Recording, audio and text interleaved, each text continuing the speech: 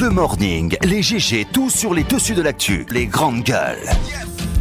Parler beaucoup, manger l'argent, voyager beaucoup seulement, mais travailler beaucoup, créer des choses, emploi des jeunes, non, non, non. Les dirigeants africains, les dirigeants sont comme ça. Les grandes gueules. Et bienvenue dans cette émission Les GG sur Radio Espace jusqu'au port de 11h. Nous vous aidons à comprendre l'actualité, ce qui domine notre pays évidemment. Vous nous écoutez partout à travers le monde via notre site internet le www.espacefmguinée.info. Sinon, l'autre numéro de téléphone qui s'affiche en bas de l'écran pour intervenir en direct dans cette émission. Ce qu'on vous recommande d'ailleurs, c'est Twitter, #EspaceGG, avec plaisir. Nous allons prendre en compte vos messages dans cette émission. On s'intéresse à l'actualité dans cette émission. Le 72e anniversaire du PDG RDA, assombri donc par les ennuis judiciaires de Mohamed Touré, fils du premier président de la Guinée indépendante, feu camarade Ahmed Sékou Touré. Mohamed Touré et son épouse donc Denise Cross Touré, reconnus coupables d'esclavagisme. Donc le litige ont été condamnés en fin d'avril à 7 ans de prison fédérale et à 3 ans de libération conditionnelle. On essaie de comprendre ce matin, et ce n'est pas tout. Le couple doit aussi verser à son ancienne domestique plus de 288 000 $ en restitution. Que faut-il penser de ce verdict? La question est posée ce matin chez les grandes gueules sur Radio Espace Guinée. Que signifie cette condamnation? Comment juge-t-il l'attitude des autorités guinéenne dans cette affaire? Monsieur Ouma Mariko, homme politique malien, c'est pas sa première évidemment dans cette émission, leader du parti Sadi panafricaniste, il sera dans cette émission chez les grandes gueules. Grand concours, jeune entrepreneur, c'est des initiatives évidemment à saluer, une compétition télévisée qui vise à promouvoir la culture et de l'excellence par les jeunes et pour les jeunes. L'heure est aux inscriptions, en tout cas dans les 8 régions administratives du pays, avant le début des présélections à partir du 25 mai prochain. À la fin, 8 lauréats dans le domaine de l'agrobusiness. C'est à la mode de la pêche et des médias, de l'entrepreneuriat social et du digital. Entre autres, seront primés leurs projets financés donc par une institution de la place. Et quels sont les objectifs poursuivis en tout cas par les organisateurs à travers ce concours? Nous allons comprendre ce matin avec Guy Bamilimono. Il sera avec nous dans cette émission Les Grandes Gueules. Bienvenue, bonjour Moussa Moïsila. Bonjour Lamine, bonjour à tous. Bonjour Madame Yoruba. Allez, pardon, j'ai pas ouvert votre micro. Bonjour Lamine, bonjour à tous. Bonjour Roby. Bonjour. Bonjour Abaka Diallo. Bonjour Lamine, bonjour à tous. Voilà, on revient sur cette affaire de passeport Abaka Diallo, écrasement donc des passeports, tension entre le DCPAF et sa hiérarchie, le DG de la police et le ministre. Oui, il y a quand même comme une atmosphère assez lourde en ce moment à Koléa, au ministère de la Sécurité, entre la direction centrale de la police de l'air et des frontières et sa hiérarchie.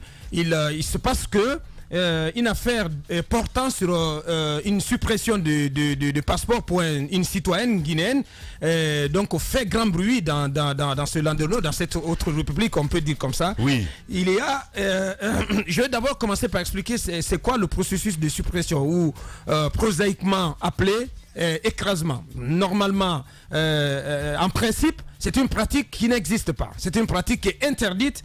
J'ai pu comprendre dans mes recherches qu'une note circulaire a été prise à cet effet pour interdire la pratique. Oui. C'est-à-dire que par le passé, c'est une pratique qui avait cours. De temps à autre, des citoyens donc, qui voulaient changer leurs données dans leur passeport, dans un premier passeport qui a été établi pour eux, revenaient vers les services compétents pour demander à se faire établir un nouveau passeport, donc à l'intérieur duquel donc on en procédera à des amodiations concernant leurs données, les données de leur identité. Alors, face donc à ce flux, la direction centrale de la police de l'air va recommander à sa hiérarchie que cette pratique soit interdite, parce que c'est une pratique qui n'est pas recommandée donc à l'échelle internationale. D'accord. Les passeports sont des documents de voyage qui sont certifiés au niveau de toutes les ambassades. Si le passeport d'un pays n'est pas certifié, il va sans dire que les citoyens donc qui détiennent ces passeports ne peuvent pas donc être éligibles à des visas dans un certain nombre d'ambassades. Oui. Donc on sait déjà qu'il y a beaucoup de soupçons sur la crédibilité et la fiabilité du document de voyage guinéen à cause de tout ce qui s'est passé dans le passé. Vous vous rappelez cette affaire de faux passeport diplomatique qui avait même coûté, dans laquelle l'ancien ministre Fall avait été cité, même si sa culpabilité n'avait pas été établie. Plusieurs hauts cadres de ce département du ministère des Affaires étrangères avaient été dégommés, le chef de cabinet, le secrétaire général et tant d'autres cadres. Et vous rappelez aussi le cas de John, l'ex-consul général du côté de Lagos, qui court toujours d'ailleurs derrière ces émoluments du côté du ministère des Affaires étrangères. Donc il y a eu beaucoup de soupçons par le passé sur la qualité, la fiabilité du passeport guinéen. C'est pourquoi les autorités avec le passeport biométrique ont pris des mesures drastiques, draconiennes pour sécuriser, faire en sorte que notre passeport ne soit pas sujet à manipulation. Et une des pratiques pour manipuler les données d'un détenteur de passeport, c'est ce procédé-là, l'écrasement. Il peut arriver qu'un citoyen perde son passeport. Lorsque vous perdez votre passeport, vous allez dans un commissariat, donc vous faites le signalement et on vous remet un document qui vous permet donc un document de perte de votre document, et avec lequel vous pouvez donc aller demander un duplicata, donc une reproduction de votre document de voyage. Mais avec cette reproduction, vous ne pouvez pas demander qu'on change une quelconque donnée dans votre identité. Mais il arrive pour certains citoyens qui, pour une raison X ou Y, lorsqu'ils sont sur des processus d'obtention de visa devant des ambassades, qu'ils soient amenés à vouloir modifier soit leur prénom ou leur nom, ou leur date de naissance ou leur lieu de naissance. Et généralement, ça porte sur la date de naissance. On est tenté de réduire sa date de naissance lorsqu'on est de 77, comme nous autres ici. On peut être amené à mettre 80. C'est une pratique qui n'est pas acceptée à la police. Maintenant, ce qui se passe ces derniers temps, il y a une affaire donc qui a filtré sur le cas d'une citoyenne, une certaine Fatoumata Bailaou Diallo. Elle est née normalement sur le passeport. Je retrouve la date de naissance. J'ai du mal à la retrouver. Elle est née donc en décembre 94. Maintenant, cette dame, selon les documents que nous avons à notre possession, il va y avoir un écrasement donc de ce premier passeport, et dans le deuxième passeport, donc le passeport qui va lui être établi, sa date de naissance va passer à 97, donc de 94 à 97. Son prénom va changer de Fatimatou Bailaou à Fatima. Vous comprenez? C'est une pratique qui n'est pas acceptée. Il se passe donc que le document de cette citoyenne donc qui circule, qui est considéré comme une fraude orchestrée par les services de la DCPAF, de la Direction Centrale de la Police de l'Air et des Frontières. J'ai pu comprendre qu'il y a comme une sorte de règlement de compte entre la Direction de la Centrale de la Police de l'Air et des Frontières et la hiérarchie. Donc la police nationale bafouée entre absolument. J'ai pu comprendre que l'affaire a été portée au niveau du président de la République. Il semblerait que le directeur général bafoue et parfois le ministre, qui sont donc la hiérarchie de la DCPAF, de temps à autre ont été amenés à proposer des écrasements de passeports en faveur de leurs proches ou de citoyens quelconques auprès de la DCPAF. Lorsque cela a été constaté, selon mes informations, le directeur de ce service, le commissaire Lamine Keita, aurait informé le président de la République. Et c'est ainsi que le président de la République aurait tensé sérieusement le directeur général Bafoué. Et à partir de là, l'inspection, qui est la police des polices, va se saisir de cette affaire pour mener une inspection. Et aujourd'hui, on n'est pas sûr que l'inspection soit allée au bout, mais c'est qui est sûr, il y a que c'est selon nos premiers éléments, parce qu'on a pu quand même consulter un certain nombre de documents même de cette inspection pour dire que la pratique est plutôt en cours du côté de la direction centrale de la police de l'air et des frontières, que c'est une pratique qui est entretenue par cette direction. Donc Lamine. Effectivement, donc c'est pourquoi en préparant l'émission, on a sollicité que le commissaire Lamine Keita s'explique et que par la suite on puisse demander des explications au général Bafoué et à son ministre qu'il nous dise. Normalement, l'inspection doit livrer ses conclusions pour dire est-ce que au niveau du service du commissaire Lamine Keita, est-ce que cette pratique d'écrasement, moyennant, parce que cela a été aussi dit, moyennant quelque chose, on parle de 3 millions, 4 millions pour écraser un passeport, est-ce que cette pratique, elle existe, est-ce qu'elle est entretenue par le commissaire Lamine Keita? Toujours est-il que c'est une affaire qui est sur la table, au-delà des difficultés que nos compatriotes rencontrent au niveau d'Ecobank pour faire payer les frais de confection du passeport, parce que le Ecobank, depuis plusieurs mois, Ecobank ne prend que 100 personnes par jour. Vous n'avez pas la possibilité, vous pouvez courir derrière, vous pouvez faire 3 jours, 4 jours, ou voire une semaine pour pouvoir payer les frais de confection de votre passeport et sans pouvoir le faire. Donc il y a ces difficultés et à cela donc vient s'ajouter d'autres sans parler de...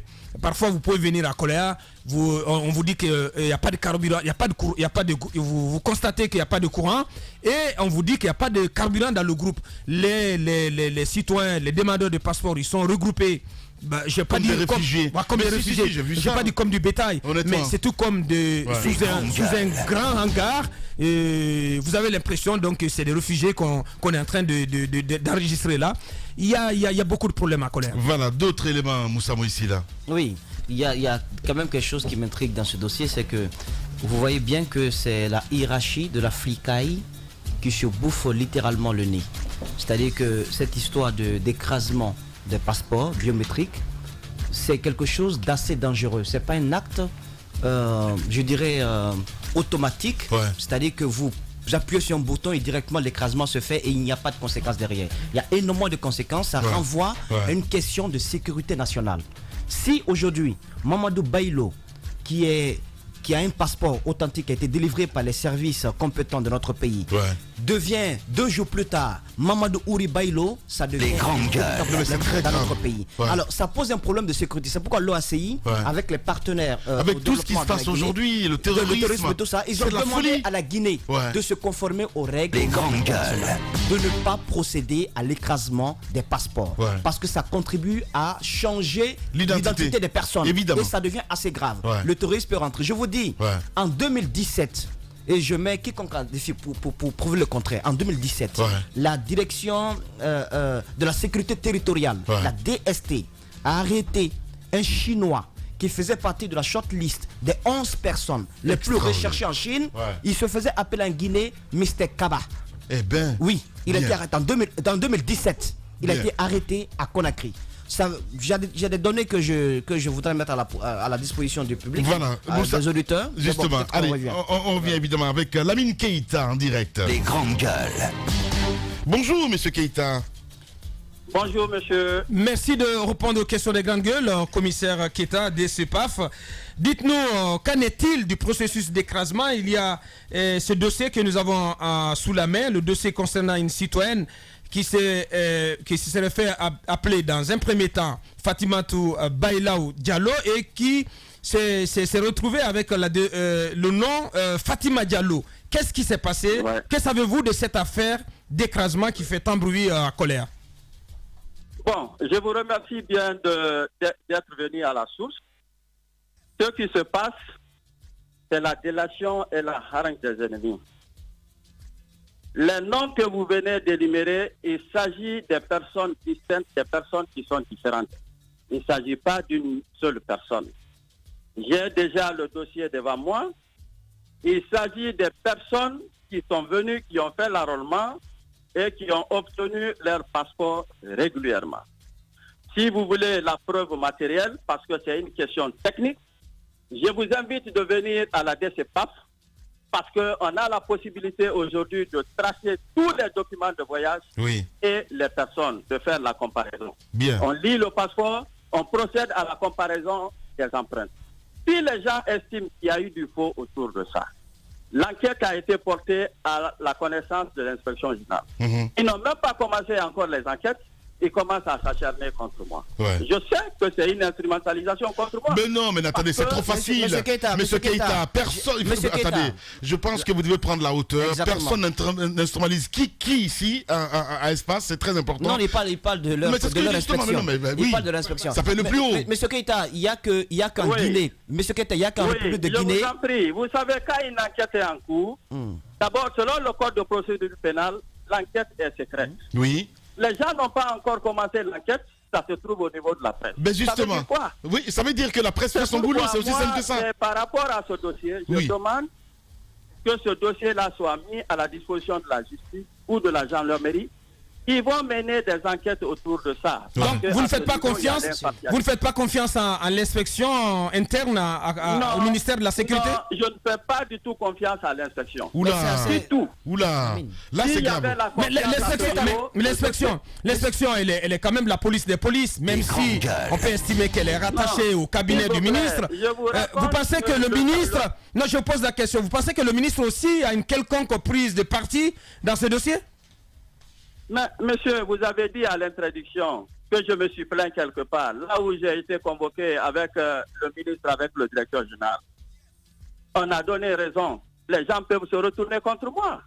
Autrement, c'est pourquoi je vous demande. Ouais. Je vous demande On a donné raison à qui? que ce dossier-là soit déféré au niveau du tribunal ou qu'il soit mis à la disposition de la gendarmerie Monsieur Lamine pour Keita. mener une enquête impartiale. Monsieur Lamine Keita, le peuple vous écoute. Vous avez droit, évidemment, à rendre compte, c'est important. Vous avez dit que vous avez été convoqué, c'est-à-dire que c'est le président qui vous a convoqué, c'est bien cela?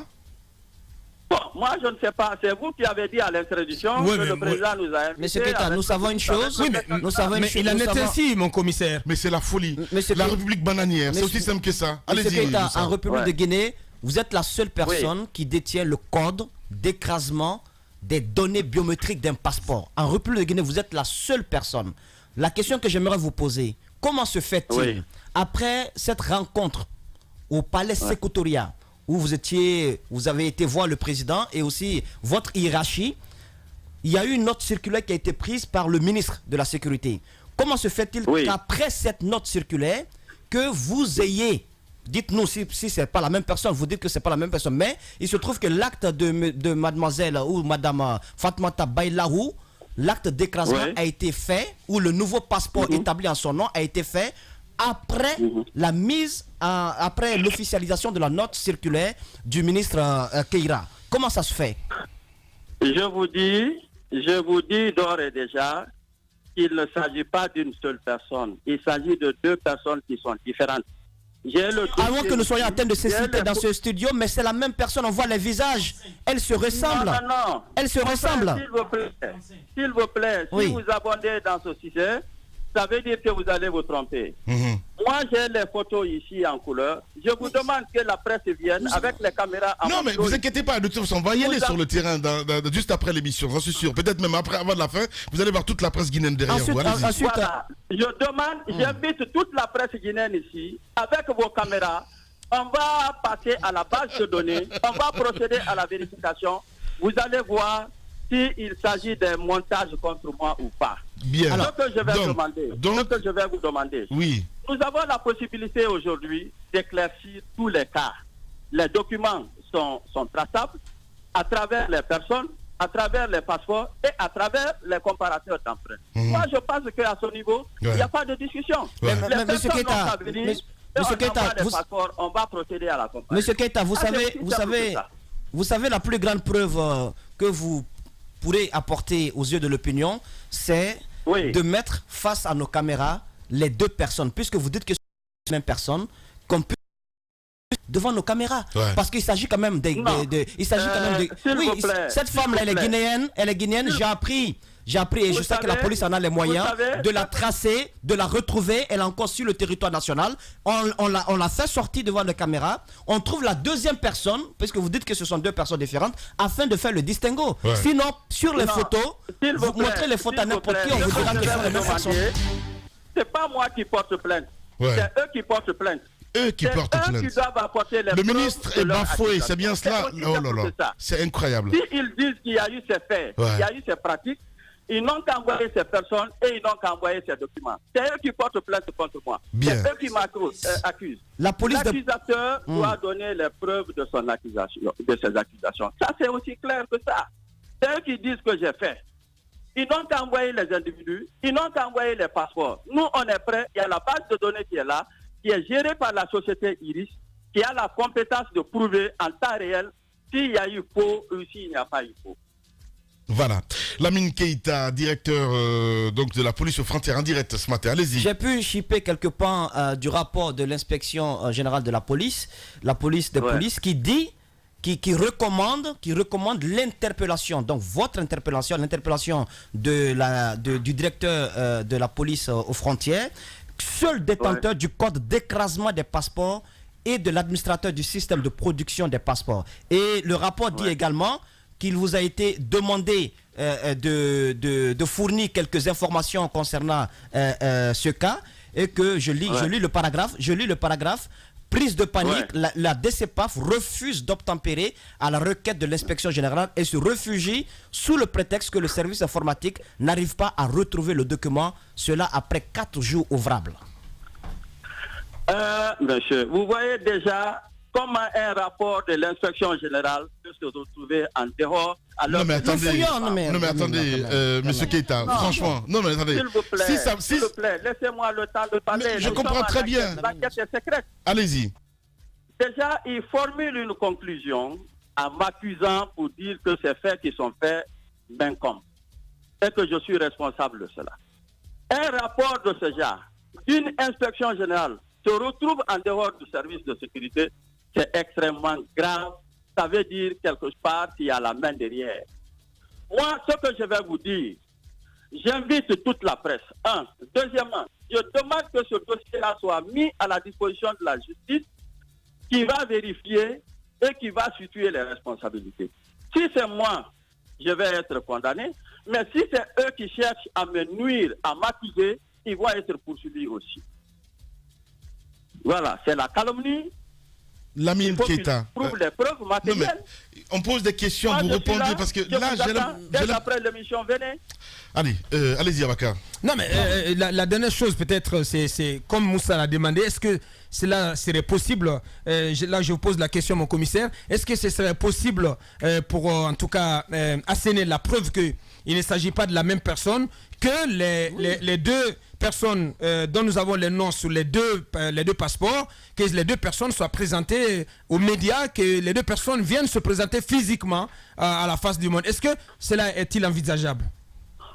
Je vous dis, c'est pas moi qui porte plainte. C'est eux qui ont porté plainte contre moi, comme quoi il y a eu suppression, il y a eu fausse identité pour une seule personne. C'est eux qui m'accusent. C'est eux qui doivent vous donner les preuves de leur accusation. C'est pas moi. Moi, voilà. je ne sais pas. Voilà, il est tranquille, lui. Les éléments de défense. Allez-y, madame. Il y a les preuves matérielles qui sont dans notre base de données. Bien. Allez-y, madame Yoro. On peut les prouver. Alors, monsieur Keita, il appartiendra maintenant à la presse pour dire, voilà, vous accusez telle personne de ce fait, mais envoyez les personnes et envoyez les documents de voyage. Bien. On va comparer. Nous avons les lecteurs de passeport. Et on va comparer les empreintes également.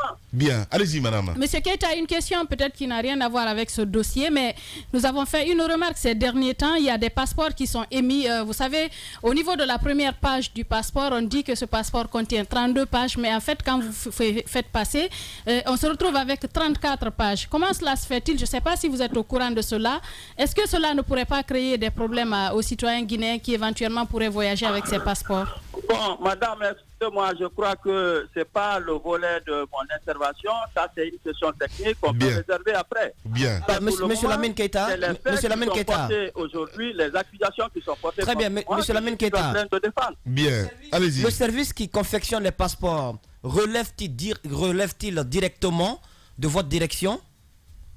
Tout à fait. Alors, est-ce que vous avez donné une quelconque injonction lorsque cette enquête sur cette histoire d'écrasement a commencé? Est-ce que vous avez donné une quelconque injonction à Iris, qui est donc la société qui confectionne les passeports, d'écraser ou de faire disparaître des données concernant l'identité de Madame Diallo Fatmata Bailahou? Monsieur, je vous dis, je persiste et je signe qu'il s'agit de 2 personnes différentes. Bien. L'enquête est en cours. Je préfère que ce dossier-là se retrouve à la justice. La justice va faire le transport judiciaire chez nous ici pour enquêter, pour auditer notre base de données. Bien. Merci beaucoup, Lamine Keita, ce matin. Titi, non? Je voulais peut-être pour en terminer, comment ça se passe généralement les processus d'écrasement? Est-ce que régulièrement votre hiérarchie vous sollicite pour faire écraser des passeports pour des proches à eux ou pour des personnes entre guillemets influentes? Non, je vous ai dit, on m'a toujours imposé ces cas. C'est pourquoi je me suis plaint. Et même la note circulaire qui a été affichée, c'est moi qui l'ai rédigée, j'ai envoyé, elle a été signée. Ouais. C'est pourquoi je me suis toujours opposé à ces pratiques. C'est pourquoi les gens sont vivement révoltés contre moi. Pourquoi les gens sont contre moi. Bien. Lamine Keita, voilà. Bon courage au moins. Vous avez besoin, hein, parce que là, à Koléa, c'est autre chose. Là, allez-y. Moussa. Il y a aussi quelques questions concernant toujours votre gestion. Il s'agit de l'émission de ce qu'on appelle les visas volants. Est-ce que cela relève-t-il de vous? Parce qu'on explique que également c'est une mine d'or que vous gérez seul, vous et votre équipe. Des visas volants qui sont donnés comme des cacahuètes à 180 000 francs à des Chinois, à des, je sais pas, des étrangers qui foulent le territoire national sans qu'on ait une quelconque information sur leur identité. Comment ça se fait, les visas volants?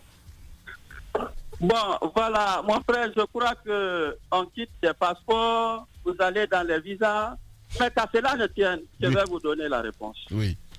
Vous savez que notre pays ne couvre pas toutes les nations, tous les pays au monde en matière de représentativité diplomatique. Là où la Guinée n'est pas présente, j'ai l'ordre d'émettre les visas volants pour faciliter l'arrivée, la venue des investisseurs sur notre territoire.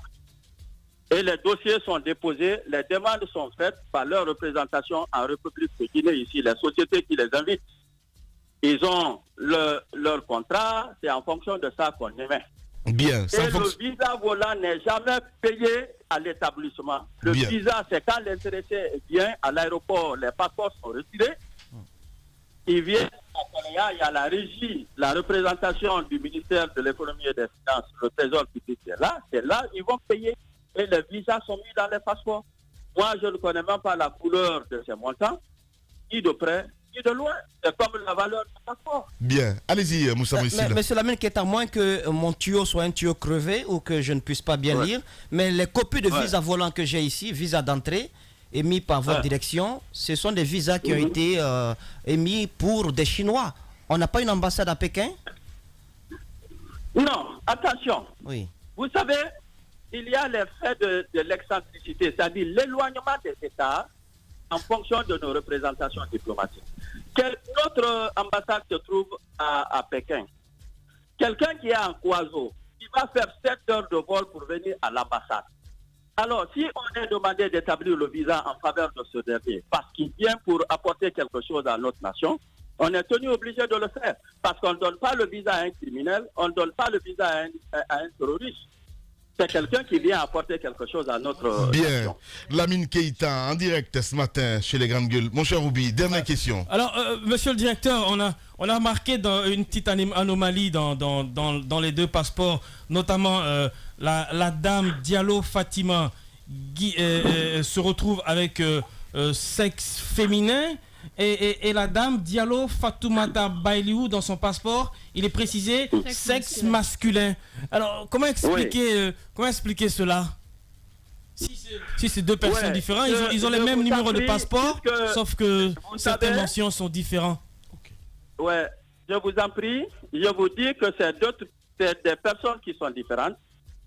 La nature humaine n'est jamais parfaite. Nous avons des agents de saisie qui par jour font 100 passeports, 200 passeports de saisie. Ils peuvent se tromper des touches de clavier. Au lieu de mettre sexe masculin, ils mettent sexe féminin. Il y a plusieurs cas comme ça. Pas volontaire, c'est une erreur qui est constatée. Oui, lorsque une telle erreur se produit, est-ce que vous permettez quand même une reproduction, de corriger l'erreur? Tout à fait, puisque l'erreur incombe à nos services. à nos agents de saisie. Si l'erreur nous est signalée, aussitôt on reprend. Voilà. On reprend, c'est prouvé, on rentre dans la base de données, on vérifie, on trouve que vraiment c'est un sexe féminin, on a mis le sexe masculin. Ça, on revient là-dessus. C'est son droit le plus absolu. Voilà. Merci beaucoup, monsieur Keita, et surtout bon courage hein, du côté de... Ça sent un élan de complot hein, du côté de Koléa. Merci beaucoup, hein, monsieur Keita. Oui, je vous remercie beaucoup, mon frère, pour pouvoir... Au revoir. La normale s'impose en norme. Le sens n'est plus sens. L'intelligence décriée et la médiocrité célébrée. Brisons cette inversion des valeurs. Bienvenue chez les grandes gueules de Radio Espace Guinée, en ondes depuis plus de 7 ans en Guinée.